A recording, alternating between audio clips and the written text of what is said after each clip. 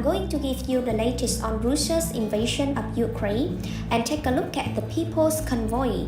There were supposed to be 3 big protests in America.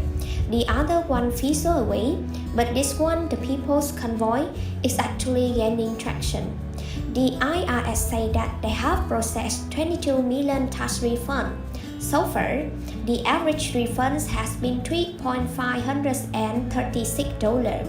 That's about $700 higher than last year's average. The first people in line for the child tax credit payments and advanced child tax credits. The average expected wait time to receive your tax refund is 21 days. Now, let's take a look at gasoline prices. The national average in America is 362 a gallon. A week ago, it was 338. A month ago, it was 272. A year ago, gasoline prices are going up because oil prices are going up. To help bring down the price of oil, America is going to be releasing 30 million barrels of that 60 million from our strategic petroleum reserve.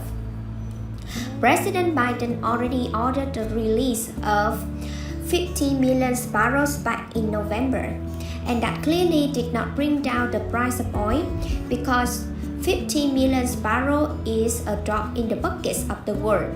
The world uses approximately 100 million barrels of oil in a day, so releasing another 60 million barrels worldwide internationally. That's not going to bring down oil prices. 60 million barrels. That's going to be good enough to supply the world for about 14 hours. America's Strategic Petroleum Reserve is supposed to be used for emergencies and if our country is at war, but we are continuing to draw down on it. So you have to ask yourself, it is a good idea? Because it's clearly not bring down the price of oil at record low levels in our reserves. And what are we going to do if we have a real emergency? President Biden delivered his State of the Union speech. He opened with the Russian invasion of Ukraine. He said that American airspace will now be closed up to Russia, Canada, and European countries. And now we are joining the party. After talking about Russia and Ukraine, Biden didn't really say anything new.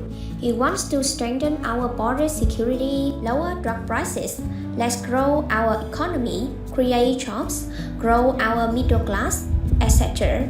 And but his spending bill is gonna lower inflation and reduce the deficit. The right-wing media, they are trying to make a big deal that Biden said Iranian instead of Ukraine on time. He said Putin may circle the Kyiv with tanks, but he never gained the hearts and souls of the Iranian people. So the bottom line is Biden. He didn't see anything weak.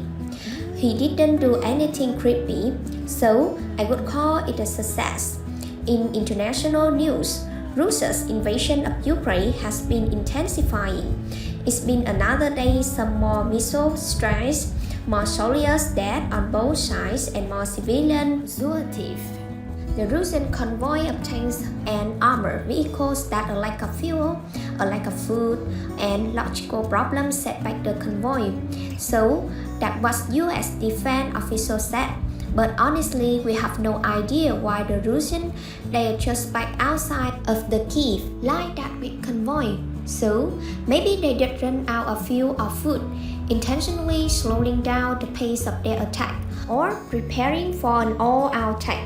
As you probably know, the Ukrainian president still remains in the capital city, which is honorable and courageous. But at the same time, that is very dangerous is the land sky.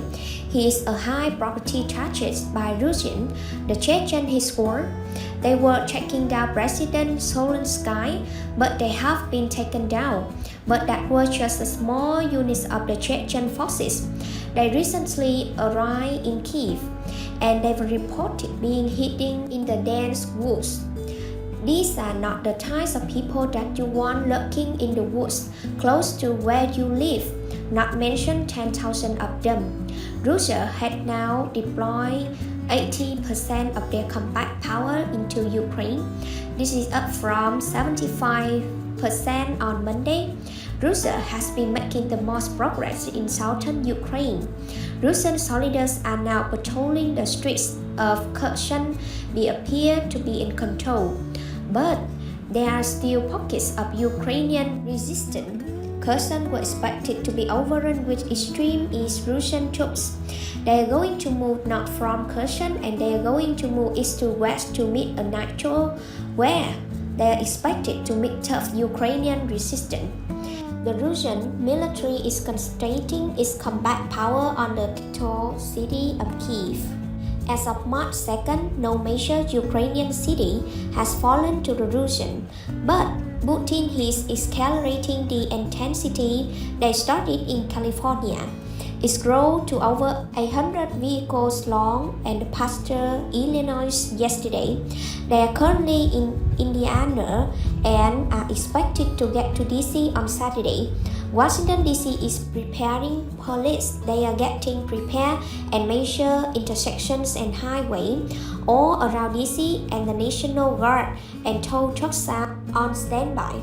The police are threatening legal action if the convoy disturbs traffic.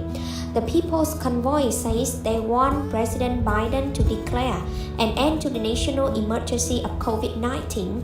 They want the remaining COVID-19 mandate to be terminated and are upset that the government is infringing on their constitutional rights with mandates.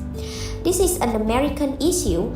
Not only have we seen multiple violations of constitutional rights, but on a global scale, we have seen violations of our God-given rights.